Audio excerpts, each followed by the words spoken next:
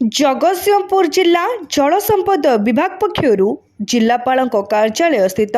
सद्भावना सभागृह ठारे जिला स्तरीय पानी पंचायत पक्ष 2026 उद्घाटन उत्सव अनुष्ठित हो कार्यक्रम में अतिथि भाव जगतसिंहपुर सांसद विभु प्रसाद तराई, अतिरिक्त जिलापाल ज्योतिशंकर राय, जिला परिषद अध्यक्ष मनोज कुमार भोई, महानदी साउ डिविजन अधीक्षण जंत्री सिद्धार्थ शेखर प्रमुख जोगदे कृषि और कृषकर उन्नति दिगरे पानी पंचायत भूमिका बाबद में आलोकपात करथिले। जलसेचन विभाग केनाल पानी सुषम बंटन सहित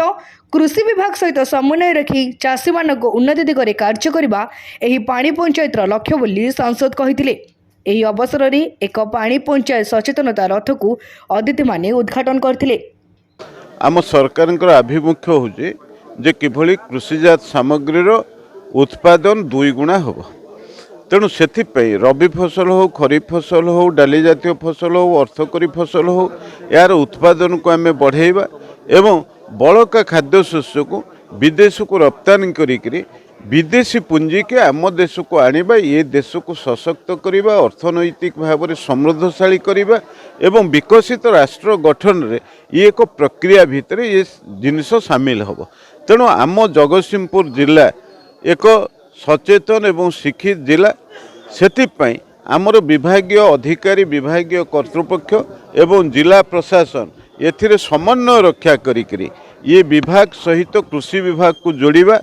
ता सहित आमर कृषक मानकर विभिन्न संगठन सहित समन्वय रक्षा करिबा, पानी पंचायत सांगरे जो संगठन गुड़िक अच्छी तांको सहित